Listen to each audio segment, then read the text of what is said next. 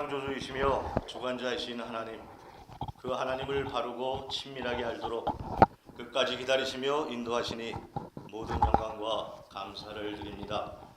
저희가 원하는 것이 안 될 때에도 하나님의 선하신 뜻을 깨달아 순종하는 삶이 참된 축복이요 행복임을 고백하게 하시니 감사합니다.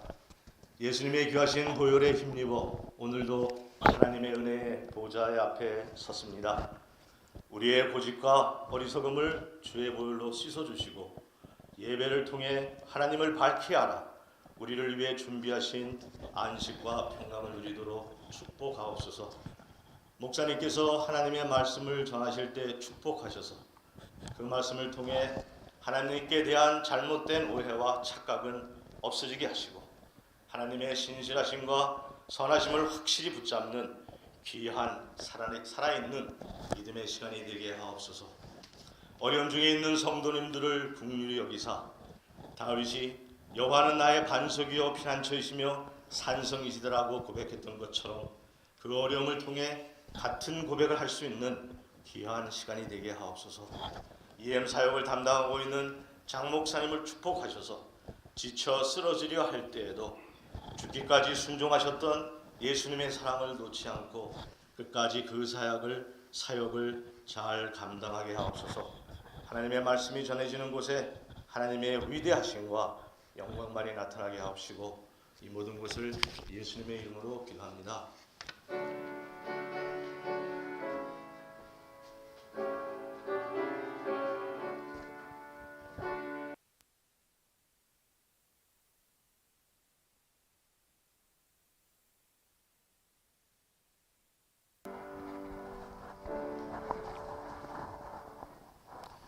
오늘 말씀은 시편 28편입니다.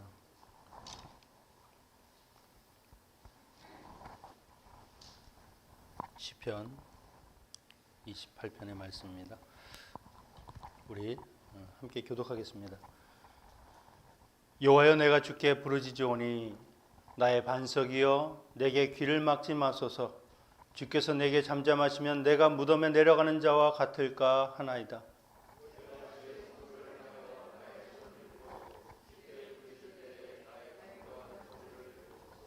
악인과 행악하는 자와 함께 나를 끌지 마옵소서. 저희는 그 이웃에게 화평을 말하나 그 마음에는 악독이 있나이다.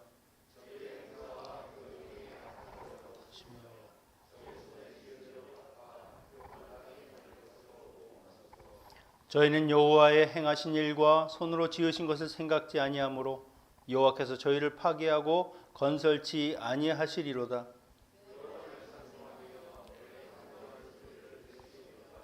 여호와는 나의 힘과 나의 방패시니 내 마음이 저를 의지하여 도움을 얻었도다. 그러므로 내 마음이 크게 기뻐하며 내 노래로 저를 찬송하리로다. 구원의 선성이시로다. 함께 읽겠습니다. 주의 백성을 구원하시며 주의 산업에 복을 주시고 또 저희의 목자가 되사 영원토록 되십소서. 아멘.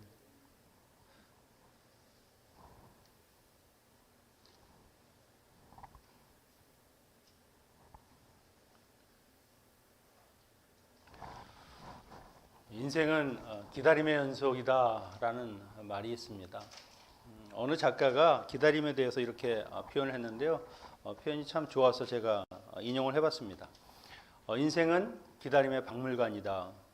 인생의 모든 결정적 전환점을 기다림이라는 마음의 정거장이 자리 잡고 있다.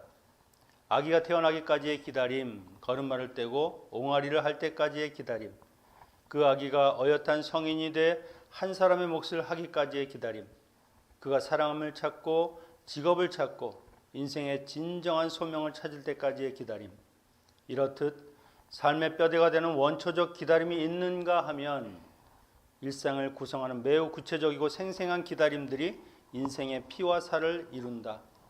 신호등이 바뀔 때까지, 버스나 지하철이 오기까지, 건강검진 결과가 나오기까지, 은행 창구에서 내 번호를 부를 때까지, 군대 간 연인이 돌아올 때까지, 말없이 떠난 그 모든 연인들이 돌아올 때까지 우리는 끊임없이 기다린다. 어떤 기다림도 없는 곳엔 삶의 온기가 존재하지 않는다. 우리가 이 모든 기다림을 멈추는 순간 삶은 끝나게 된다. 이런 기다림의 삶이 우리의 일상에서도 많이 존재하죠. 여러분 매일 전화기를 들고도 있지만 컴퓨터를 킬 때 버튼을 누르면 그것이 이제 부팅이 돼서 이제 화면이 다 정상이 될 때까지 우리는 기다리는 겁니다. 커피 한 잔을 마시려고 해도 물을 끓이고 커피가 다 걸러져 내려올 때까지 기다리는 시간이 필요한 것이죠. 문제는 이런 작은 기다림까지도 우리가 기다리지 못하는 그런 조급함이 있다는 것이죠. 여러분 옛날에 기억하십니까? 컴퓨터 386, 586 한번 부팅하면 드라마 한 편을 다 보고 와야 겨우 컴퓨터를 쓸 수 있는 무한한 그런 속도를 자랑했던 컴퓨터입니다. 지금은 20초 그것도 느리다고 그렇게 이야기하는 사람도 봤습니다. 우리의 신앙생활도 기다림의 연속이죠. 이 인생의 그 순례 여정이 다 끝나고 하나님의 나라에 갈 때까지 우리는 기다리는 겁니다. 이미 초림하시고 다시 재림하실 그 예수 그리스도를 우리는 기다리며 사는 것이죠. 때로는 침묵 가운데 계신 그 하나님을 바라보며 하나님의 약속을 붙잡고 기도하면서 하나님의 응답을 기다려야 할 때도 있는 겁니다. 많은 믿음의 사람들 기다림 속에서 살았습니다. 아브라함은 하나님의 약속을 붙들고 그 약속의 아들 이삭이 나올 때까지 100세까지를 그냥 기다렸습니다. 노아 홍수가 온다는 그 시간까지 120년간을 그저 방주를 짓는 일을 하면서 하나님의 그 때를 기다렸다는 것이죠. 이스라엘은 어떻습니까? 출애굽하기까지 400년의 시간을 그 애굽에서 종살이하면서 기다렸습니다. 바벨론에 가서는 70년간의 그 포로 생활도 기다림의 시간이었죠. 마치 기다림이 없으면 아무것도 이루어지지 않는 것처럼 그렇게 기다리며 살았던 우리의 믿음의 선조들의 삶을 볼 수 있습니다. 아마 이런 기다림을 대표하는 사람이 있다고 하면 우리가 요즘 묵상하는 다윗을 이야기할 수 있습니다. 하나님이 특별히 택하셔서 그가 젊었을 때, 어렸을 때 그에게 기름 부으시고 왕으로 삼겠다고 하셨습니다. 그런데 바로 왕이 되나요? 아니요. 10년간 그 사울의 그 칼날을 피하면서 오죽하면 블레셋의 지역까지 도피하는 그 도망 생활을 그렇게 하면서 살았습니다. 그리고 왕이 되었어도 그 이후에도 많은 시간들을 그 원수들과의 전쟁터 속에서 그 화살을 피해가면서 그들의 창을 피해가면서 그렇게 살았던 것을 우리가 볼 수 있죠. 오늘 시편 28편이요. 그 다윗의 생애를 기다림이라고 하는 것을 그가 어떻게 보내면서 살았는가 하는 것을 우리에게 보여주는 아주 대표적인 시입니다. 이 시의 배경을 보통은 아들 압살롬의 반역으로 그가 예루살렘 성에서 쫓겨났을 때, 도피하고 있을 때, 그때 아마 지어진 시라고 이야기들을 합니다. 이런 절박한 상황, 말도 안 되는 것 같은 그런 상황 속에서 다윗은 어떻게 이 시간들을 기다리면서 극복했는가 하는 것을 같이 살펴보겠습니다. 1절에 보면 여호와여 내가 주께 부르짖으오니 나의 반석이여 내게 귀를 막지 마소서 주께서 내게 잠잠하시면 내가 무덤에 내려가는 자와 같을까 하나이다.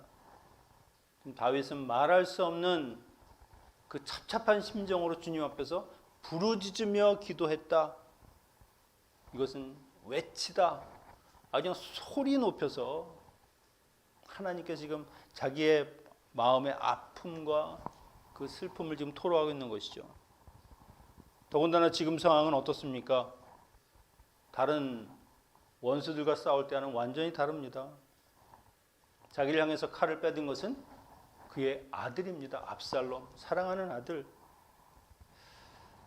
그가 느끼기에 항상 자신을 인도해 주셨던 그 하나님이 지금 어떻게 합니까? 귀를 막고 그저 잠잠히 아무런 응답도 없이 그 침묵하는 그 앞에 지금 서 있는 것이죠. 이런 하나님의 부재와 같은 하나님의 그 침묵을 통해서 마치 하나님이 없는 것처럼 그렇게 느끼는 것은 굉장히 힘든 일입니다. 사람이 아무리 힘들어도 기다리면 뭔가 해결될 것이다. 그리고 조금만 참으면 이 일은 달라질 수 있다. 이런 말을 듣는다고 하면 뭐 아무리 어려워도 헤쳐나갈 수 있죠. 용기를 가지고 사는 겁니다. 그런데 아무런 대답도 없이 하나님의 침묵 앞에서 그렇게 서 있는 것은 다윗이 표현한 대로 마치 무덤에 내려가는 것처럼 그냥 죽을 것 같은 그런 상황에 놓여 있다는 것이죠. 시편 22편에서도 다윗이 자기의 이런 상황을 이런 아주 절박한 마음으로 노래합니다. 내 하나님이여, 내 하나님이여, 어찌 나를 버리셨나이까? 어찌 나를 멀리하여 돕지 아니하시며 내 신음하는 소리를 듣지 아니하시나이까? 내 하나님이여, 내가 낮에 부르짖고 밤에 잠잠 부르짖어도 응답치 아니하시나이다. 예수님께서 십자가상에서 이 기도를 하셨습니다. 마가복음 15장 36절에 엘리 엘리 라마 사박다니, 나의 하나님 어찌하여 나를 버리시나이까? 하나님의 아들이신 예수님께서도 그 십자가 위에서 마치 하나님이 자기를 버리는 것 같이 하나님이 아무런 말씀도 없이 그저 외면하는 그런 심정을 이렇게 기도했다는 겁니다. 우리 성도들에게는 오죽하겠습니까? 세상에서 고난, 환난 견딜 수 있습니다. 하지만 끔찍한 것은 나의 부르짖는 기도에도 하나님이 아무런 말씀이 없이 그저 그냥 광야에 버려진 그런 한 사람처럼 그렇게 느낄 때, 이런 하나님의 부재와 침묵을 느낄 때 우리는 말할 수 없는 슬픔에 빠질 수밖에 없죠. 우리의 신앙생활에 때때로 하나님이 이렇게 안 계신 것과 같은 그런 침묵의 시간들이 있습니다. 내가 지금 병들고 어려운 상황 가운데 놓여 있고 마치 내가 조금 있으면 죽을 것 같은 그런 긴박한 상황에도 불구하고 하나님 앞에 부르짖는데 아무런 변화가 없습니다. 상황은 더욱 나빠지기도 하고 아니면 조금 나아질 기미가 보이지 않을 때도 있죠. 이럴 때 우리가 하나님 앞에 기도할 수 있는 건 이렇게 다윗처럼 기도할 수밖에 없죠. 하나님, 지금 대체 어디 계시는 겁니까? 왜 아무 말도 안 하시고 그렇게 침묵으로 지금 계시는 겁니까? 제가 버려진 건가요? 하나님이 왜 이렇게 침묵하시는 것일까? 하나님이 이런 부재와 같은 그런 상황을 통해서 우리에게 말씀하시는 것은 무엇인가? 하박국 선지자가 있었습니다. 이스라엘의 그 패역한 하나님의 백성들을 보면서 하나님 대체 무엇 하십니까? 저들에게 벌을 내리셔야죠. 저렇게 악인과 같은 삶을 사는데 하나님께서 걱정하지 마라. 내가 곧 열방을 들어서 그들을 심판할 거다. 하박국이 깜짝 놀라죠. 아니, 그런 야만인들을 통해서 이 거룩한 백성들을 심판한다고요? 하나님, 그럴 수는 없습니다. 하나님, 왜 이런 하나님의 백성들이 짓밟히는 상황 속에서 그렇게 침묵하고 계십니까? 그는 철저하게 하나님의 그 침묵 속에서 하나님의 부재, 하나님의 없는 것과 같은 그런 상황을 느꼈습니다. 그는 포기하지 않죠. 하나님의 음성을 듣겠다고 그 성루 망루에 올라가서 하나님의 대답을 기다립니다. 하나님께서 이렇게 이야기하시죠. 이 묵시는 정한 때가 있다.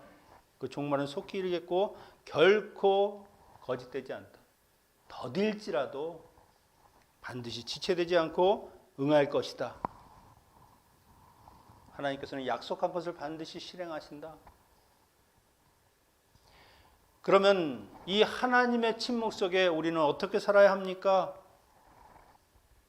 하박국 2장 4절에 하나님이 이렇게 대답하시죠. 의인은 그 믿음으로 사는 거다. 그럼 무슨 뜻입니까? 하나님을 믿는 사람들은 그 약속에 지체되고 마치 하나님이 없는 것과 같은 그런 삶의 환경에 놓인다 할지라도 하나님의 말씀을 붙들고 끝까지 기다리는 겁니다. 기다리다 설령 죽는다 할지라도 하나님의 말씀을 믿으며 내가 하나님의 그 신뢰하는 그것은 절대로 내가 포기하거나 변하지 않고 하나님 그렇게 내가 살겠습니다. 그것이 바로 의인은 믿음으로 사는 것이죠. 여러분 하나님이 우리에게 원하시는 거 다른 것 아닙니다. 끝까지 믿음으로 살라는 겁니다. 하나님이 안 계신 것 같은 상황 속이라 할지라도 너희는 믿음을 버리지 말아라. 여러분 생각해 보십시오. 하나님께서는 분명히 자기의 아들을 우리를 대신해서 주심으로 말미암아 우리를 구원해 주셨습니다. 얼마나 내가 너희를 사랑하는지 그것을 통해서 알게 해 주셨죠. 다른 어떤 상황이 다 바뀌어도 여러분 이것만큼은 확실한 겁니다. 하나님이 나를 사랑하신다. 나를 구원해 주셨다. 비록 내 기도가 그냥 허공을 때리고 뭐 벽에 튕겨지고 천정에 튕겨져서 아무런 반응이 없다 할지라도 그것은 확실하게 믿어야 하는 것이죠. 지금 이 시간에도 하나님은 내 기도를 들으시고 나의 작은 신음소리에도 응답하시는 그런 하나님이시다. 이런 하나님에 대한 확신과 믿음이 우리에게 꼭 필요한 겁니다. 지난 며칠간 우리가 다윗의 시편을 묵상했죠. 내가 기도하는 것에 응답이 없다 할지라도 하나님이 듣고 계심을 믿으면서 그냥 확신 속에 그냥 절대 확신, 전적 의존 가운데 하나님께 나아가는 다윗의 모습을 우리가 보았습니다. 여러분 사람이 하나님의 침묵, 하나님의 부재에 대해서 부정적인 생각을 하게 되면 그 반응은 의심과 회의라는 것이죠. 믿음과 의심. 완전히 정반대되는 겁니다. 그럴 때 내가 하나님을 계속 기다려야 되는가? 아니면 다른 길을 모색해야 되는가? 성경에 나오는 여러 사람들도 하나님의 부재의 상태에서 끝까지 기다리지 못하고 죄를 짓고 우상을 섬기는 것을 볼 수 있습니다.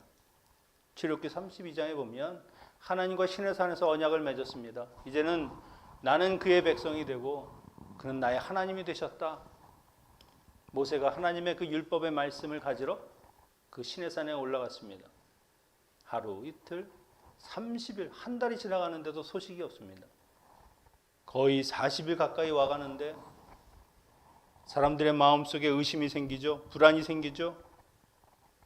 모세가 안 보이니까 마치 하나님이 없는 것처럼 어떻게 할 것인가? 자신들의 방법으로 하나님을 대체합니다. 내 눈에 보이는 하나님을 만들자. 그들이 금을 모아서 금송아지를 만들고 그리고 그 앞에서 마치 우리가 예배하듯이 그렇게 제사를 지내면서 내가 이제 진정으로 하나님을 제대로 만났다. 하나님이 금송아지로 둔갑하는 그런 우상 숭배를 그들이 하게 되는 것이죠. 하나님의 부재와 같은 그 시간들을 견디지 못하고 그들이 의심하고 불신하기 시작하니까 그들의 신앙도 똑같이 하나님에게서 떨어져 나가더라는 겁니다. 하나님을 배반하는 것이죠. 아브라함은 내 씨를 통해서 내가 큰 민족을 이루겠다. 이 가나안 땅을 너에게 주겠다. 약속을 받았습니다. 1년, 2년, 3년 하나님의 대답이 없습니다. 내 종 엘리에셀이라도 그냥 내 후계자를 삼았으면 좋겠다. 그것도 안 되니까 이제는 인간적인 방법을 동원하는 것이죠. 여종 하갈을 통해서 이스마엘을 낳았습니다. 하나님께서 그 이후에 13년을 아브라함이 99세 될 때까지 13년을 하나님이 침묵하십니다. 그에게 전혀 나타나지 않는 거죠. 아마 그 시간 동안 아브라함은 하나님 없이 사는 게 이런 거구나. 우리가 믿음이 없으면, 하나님이 안 보이면, 하나님을 느낄 수가 없으면 우리는 금세 신앙의 그 궤도에서 벗어날 수밖에 없는 것이죠. 히브리서 11장 1절에 믿음은 바라는 것들의 실상이요 보지 못하는 것들의 증거니 선진들이 이로써 증거를 얻었느니라. 우리 믿음의 선배들이 믿음을 통해서 하나님께 의로운 사람이다라고 하는 그 증거를 받았다는 것이죠. 믿음으로 견디고 믿음으로 어려운 시간이라도 끝까지 인내하면서 하나님을 바라보는 삶을 살았다는 겁니다.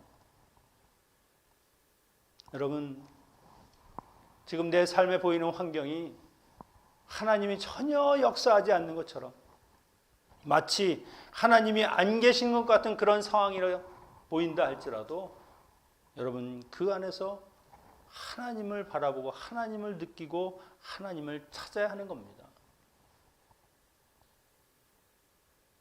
반드시 하나님이 우리를 사랑하시면 우리의 삶 속에 역사하고 계십니다. 하나님의 부재요? 그런 건 없어요. 하나님은 언제나 우리와 함께 하셔요. 다만 침묵하실 뿐입니다. 다윗은 그런 믿음이 있었습니다. 하나님의 응답이 없어도, 하나님이 길을 막는 것 같고 하나님이 잠잠하셔도 그는 끝까지 기도합니다. 2절에 보니까 내가 주의 성소를 향하여 나의 손을 들고 주께 부르짖을 때에 나의 간구하는 소리를 들으소서. 저는 하나님이 대답하지 않으셔도 제가 기도를 멈추지 않겠습니다. 저는 끝까지 기도할 겁니다. 언제까지? 하나님이 응답하실 때까지. 다윗이 기도할 때 성소를 향해 부르짖는다. 나는 오직 하나님만 바라보겠습니다. 이런 신앙의 표현이죠. 다윗이 어떤 자세로 하나님을 대했는지를 보여주는 사건이 있습니다. 압살롬을 피해서 예루살렘에서 도망을 할 때 그 제사장 사독이 레위인들과 함께 언약궤를 가지고 나왔습니다. 이제 요단강을 건널 때 언약궤를 가지고 가면 마치 왕이 옥새가 없는 것처럼 압살롬은 힘이 없죠. 언약궤만 나한테 있다고 하면 언제든지 내가 다시 그 자리에 돌아와서 민심을 수습하고 하나님의 그 세우신 왕의 자리에 앉을 수 있게 되는 겁니다. 그런데 다윗이 다시 갖다 놔라. 사람들은 의아해하죠. 아니, 언약궤를 왜? 그 고생해가면서 내가 이것을 여기까지 메고 왔는데, 하나님이 은혜 주시면 내가 다시 돌아와서 볼 수 있을 거다. 하나님을 자기의 그 자리를 지키는 도구로, 자기의 그 위기를 모면하기 위한 어떤 수단으로 이용하지 않겠다는 겁니다. 전적으로 하나님의 뜻에 맡기는 거죠. 내가 죄를 지었으면 벌을 받는 것이고, 하나님이 그래도 나를 사랑하시면 내가 이 자리에 다시 돌아오지 않겠는가. 그리고 그는 그 돌려놓은 언약궤가 있는 성소를 향해서 지금 손을 들고 기도하는 것이죠. 하나님밖에는 없습니다. 오직 하나님의 도우심이 없으면 제가 살 수가 없습니다. 우리는 이럴 때 얼마나 많이 실망하고 좌절합니까? 일이 조금만 연기돼도 내 뜻대로 일이 잘 풀리지만 않아도 우리는 금세 불안해하거나 분노하죠. 이것이 우리의 믿음이 얼마나 연약한가 하는 것을 지금 보여주는 겁니다. 여러분, 인생은 긴 장거리 경주라고 이야기를 하죠. 이 경기는 조급하거나 빨리빨리 뭘 하려고 하는 사람은 완주하기가 어렵습니다. 이 경기에 나가는 사람들이 100m 달리듯이 달릴 수가 없죠. 그런 사람들은 조금 달리다 보면 숨이 차고 결국 주저앉게 될 겁니다. 자기의 페이스를 유지하며 내 모든 밸런스를 맞춰가면서, 때로는 주변에 무엇이 있나 둘러보면서 그렇게 가야 결승점에 도달할 수 있는 것이죠. 하나님이 이 경주를 마치게 했을 것은 분명하니까 그것 믿고 그냥 달려가는 겁니다. 우리가 사는 세상 이런 기다림을 원치 않습니다. 빠른 대답, 빠른 반응. 우리는 그런 시스템에 지금 얼마나 많이 길들여져 있습니까? 인터넷 속도는 빨라야 하고 아마존에서 물건을 딱 구입하면 그 다음날 내 문 앞에 딱딱딱 배달되고 며칠만 늦어지면 짜증나고 컴플레인을 하죠. 이런 시스템을 우리의 신앙에서도 그냥 도입하고 싶은 거죠. 버튼만 누르면 하나님이 탕탕탕 자판기처럼 바로바로 응답하는 그런 시스템. 그런 하나님, 그런 신을 좋아하는 겁니다. 하나님이 나는 내 뜻대로 하지 않는다. 나는 나의 뜻대로 한다 하는 것을 이 부제를 통해서 보여주는 것이죠. 헬리나 오웬이 이런 말을 했습니다. 하나님의 부제와 임재에 대해서. 하나님이 우리의 고통 한가운데를 통해서 오신다는 것을 깨닫는 유일한 방법은 기대와 기다림뿐이다. 그렇게 하나님의 임재 신비는 하나님의 부재를 먼저 깊이 경험한 다음에야 알 수가 있다. 하나님은 이미와 아직 사이에서, 임재와 부재 사이에서, 떠남과 돌아옴 사이에서 그 모든 구별을 뛰어넘는 분이다. 부재하시지만 임재하시고, 그리고 이미이지만 아직이고요. 그리고 돌아옴이지만 결국 그 떠남 가운데 이미 돌아와 계시는 분이라는 겁니다. 기대하는 마음을 갖고 끈기 있게 기다리는 것이 하나님의 임재를 체험하는 지름길이 된다. 그래서 우리의 기도 속에 하나님의 임재는 하나님의 부재와 결코 분리될 수 없다. 하나님의 부재는 임재와 분리되지 않는다. 하나님의 부재를 강하게 느끼는 순간 우리는 하나님의 임재를 새롭게 인식하게 된다. 말은 길지만 이런 말이죠. 하나님의 부재를 통해서 하나님을 간절히 바라고 하나님을 간절히 찾고 목마른 사슴처럼 하나님의 은혜, 하나님의 도우심을 구하는 겁니다. 그것이 바로 하나님의 임재로 나아가는 지름길이 된다는 것이죠. 다윗은 이 말대로 하나님의 침묵 가운데서도 하나님을 신뢰하고 기다리며 그 임재를 확신합니다. 6절에 여호와를 찬송하며 내 간구하는 소리를 들으심이로다. 들으셨다. 완료형입니다. 지금 그는 피난 와 있습니다. 압살롬은 여전히 지금 자기의 자리를 차지하고 있고 하나님이 내 기도 소리를 들으셨다. 그가 어떻게 이렇게 하나님을 신뢰하면서 하나님께 그런 확신을 가지고 기도할 수 있는가? 그는 그의 인생에서 하나님이 누구신가를 확실하게 어느 누구보다도 절절하게 깨달았던 사람입니다. 7절에 여호와는 나의 힘과 나의 방패시니 내 마음이 저를 의지하여 도움을 얻었도다. 1절에서는 나의 반석이요. 힘, 방패, 산성, 반석. 이건 전쟁적인 용어죠. 적군을 무찌르기도 하시고 그리고 자기 백성을 그 모든 적의 위협으로부터 구해내시는 그 하나님, 하나님의 절대 능력을 상징하는 겁니다. 8절에서 다윗은 하나님께 하나님만이 자기의 힘이요 구원의 산성이시다. 어떤 일이 있어도 하나님은 나를 지켜내실 것이다. 내 구원은 흔들리지 않는다. 아무리 적들이 힘이 센 것처럼 포악한 것처럼 골리앗처럼 무섭게 달려든다고 해도 나는 하나님으로 충분하다. 결국 다윗은 그 기도한 대로요. 나중에 하나님이 그 지혜를 주셔서 압살롬이 서로 자중질한 그 안에서 망하게 되는 것을 보게 되고요. 다시 예루살렘으로 돌아옵니다. 여러분이 아는 하나님은 어떤 분이십니까? 우리가 아는 만큼 하나님을 신뢰할 수 있고요. 아는 만큼 하나님을 믿는 겁니다. 하나님이 누구신지 모르는데 내가 누군지 모르는 그 사람에게 어떻게 내가 돈을 빌려주고 그 사람을 신뢰하고 그 사람에게 뭘 맡길 수 있겠습니까? 전에 제가 했던 예화입니다. 어느 대도시의 우범지대에 어린 소년이 살고 있었는데 그 소년은 주일학교에 착실하게 나가면서 아주 그 하나님에 대한 신앙이 돈독한 그런 아이였습니다. 어느 짓궂은 사람이 그에게 이런 질문을 하면서 그의 신앙을 테스트합니다.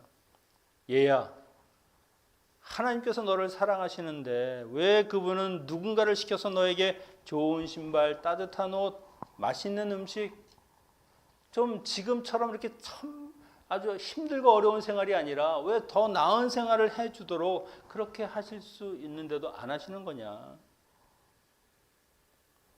그 질문에 그 소년이 머뭇거리면서 잠시 후에 이제 울면서 이렇게 이야기를 합니다. 아니에요, 아저씨. 하나님은 분명히 그 사람에게 그렇게 하라고 이야기를 했는데 그 아저씨가 그 사람이 그 말을 잊어버리고 안 하는 겁니다. 하나님을 신뢰하는 그 마음을 버릴 수 없는 거죠. 내가 이렇게 살아도 하나님은 저를 사랑하십니다. 그 말을 지금 하고 싶어 하는 겁니다. 여러분, 하나님이 우리를 사랑하시면서 왜 우리가 고난을 받아도 침묵하시고 환난 가운데 신음하며 고생하는데도 아무런 반응이 없는 것처럼 그렇게 우리의 환경은 변함이 없는 겁니까? 우리를 사랑하는 게 맞습니까? 아마 이 소년에게 이렇게 물었다고 하면 이런 대답을 할 겁니다. 예, 분명히 저를 사랑하셔요. 우리가 설명할 수는 없지만 그러나 하나님의 뜻은 분명히 저에게 있을 겁니다. 하나님의 일하심은 변함이 없습니다. 우리가 하나님을 끝까지 믿고 신뢰하고 가느냐, 가지 못하느냐, 내 상황에 상관없이 하나님은 우리와 함께 하시고 오늘도 우리의 삶을 지켜내고 계신다는 것이죠. 여러분, 우리에게 이런 확신과 신뢰와 믿음이 정말 필요한 겁니다. 이걸 잃어버리면 다 잃는 겁니다. 로마서 4장 18절에서 20절에 아브라함에 대해서 이렇게 바울이 이야기했습니다. 아브라함이 바랄 수 없는 중에 바라고 믿었으니 이는 내 후손이 이 같으리라 하신 말씀대로 많은 민족의 조상이 되게 하려 하심이라. 그가 100세가 되어 자기 몸에 죽은 것 같음과 사라의 태에 죽은 것 같음을 알고도 믿음이 약하여지지 않고 믿음이 없어 하나님의 약속을 의심하지 않고 믿음에 견고해져서 하나님께 영광을 돌리며 약속하신 그것을 또한 능히 이루실 줄로 확신하였으니 그러므로 이것을 저에게 의로 여기셨느니라. 아브라함이 그 기다림 속에서도 믿음을 지키며 살았다고 결국 그렇게 평가하는 겁니다.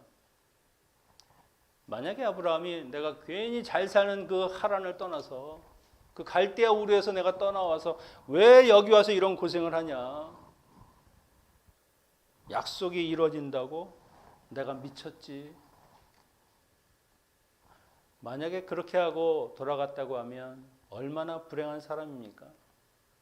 그런데 하나님이 그를 부르셨으면 그를 책임지시는 겁니다. 그에게 믿음을 주시고 그가 연약해질 때마다 하나님께서 나타나셔서 그를 붙들어 주시고 끝까지 언약의 사람으로 갈 수 있도록, 그래서 그가 아들을 번제하는 그 산까지도 올라갈 수 있는 그런 인도하심을 하나님께서 허락하셔서 그가 믿음으로 그렇게 살아내는 것을 볼 수 있습니다. 여러분, 하나님의 부재, 그것은 곧 하나님의 임재를 상징하는 겁니다. 어둠이 있다고 하는 것은 빛이 있다는 것을 이야기하는 것이죠. 부재를 통해서 하나님의 임재를 사모하는 사람, 그들이 복이 있는 겁니다. 오늘도 여러분 가운데 거하시는 하나님을 보십시오. 각 가정에서 예배할 때 그 가정 안에 그리고 내 곁에 계신 그 하나님을 여러분 발견하실 수 있습니다. 하나님이 아니라 내 상황만으로 하나님을 판단하지 마십시오. 내가 불리하면 안 계시고 내가 유리하면 하나님께서 계신 것 같고 하나님은 그런 분이 아니십니다. 어제나 오늘이나 내일이나 한결같이 자기가 사랑하는 자녀들과 늘 함께 하시고 우리가 병들었을 때나 어두운 터널 같은 인생을 외롭게 걸어갈 때도 슬플 때나 기쁠 때도 주님은 언제나 우리와 함께 하십니다. 여러분 이것을 절대적으로 확신하고 여러분의 믿음을 변치 마십시오. 하나님을 포기하거나 하나님을 떠나서는 안 되는 겁니다. 오늘도 다윗처럼 하나님을 절대 확신하며 전적으로 의존하며 그 하나님의 임재를 소망하고 갈망하는 저와 여러분 되시기를 축원합니다. 기도하겠습니다. 아버지 하나님,